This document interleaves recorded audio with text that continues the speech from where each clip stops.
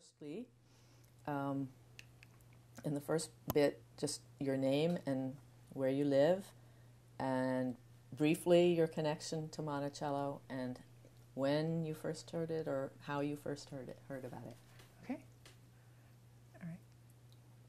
So, And yes, ma'am, and you're welcome to look at Cinder if that's easier for you. yeah. Okay. I'm Gloria Niles, and I live in Sunrise, Florida. And I am connected to Monticello through my grandmother, Virginia Craft Rose, and I first learned about this connection in 2006 when she was interviewed for the project, and that's when I first really knew of the Trotter connection to Monticello, and since then have become more interested in learning about this aspect of my ancestry. Had you ever heard the name Joseph Fawcett before that time? I may have, but it didn't register to me. So the Joseph Fawcett connection really connected in my mind at that point.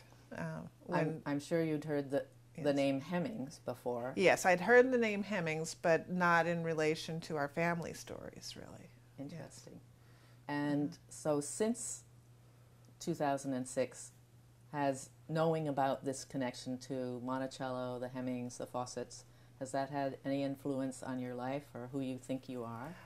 It has, and I found the connections of the Fawcetts and to our family story of the Crafts, and that the coming together of those two family lineages has been very interesting to me, and I've also become very interested in learning more about the Hemmingses of Monticello, and have been reading more about that and really trying to piece together the connections and learning all that I can about this aspect of the Hemmings and the Fawcetts, and it's just become very intriguing to me.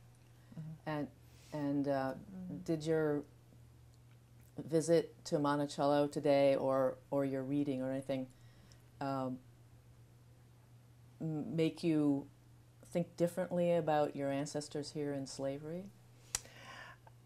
It sort of puts it in perspective, being able to see the home, see where they were working, see where they were living. It gives it a living history. And really puts a lot in perspective for me. It also makes it more real to me, and also helps with, as my children are studying American history in school, then when things come up, I'm able to remind them of, oh, remember when we were at Monticello, and remember when you saw these things, and so it really adds a richness to connecting our family history into what my kids are learning about American history. Yes. And in our project, we've talked to a lot of people whose elders never talked about slavery. I mean, there was early in the century there was kind of a shame about slavery, and ancestors got erased in that project, in that process. But you're connected to a lot of very heroic people. Yes. The Crafts and William Monroe Trotter, yes.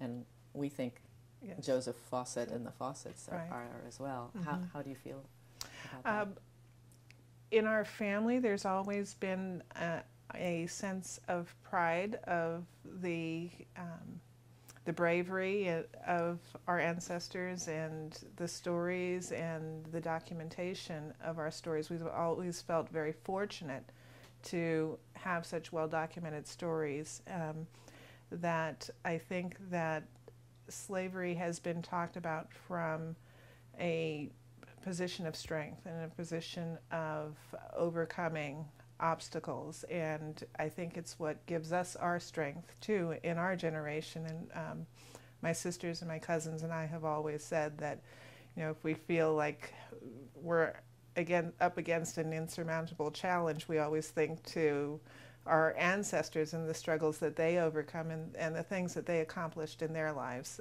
which gives us our strength to endeavor and to continue on. Yes. Wonderful. Good finish. Good finish there.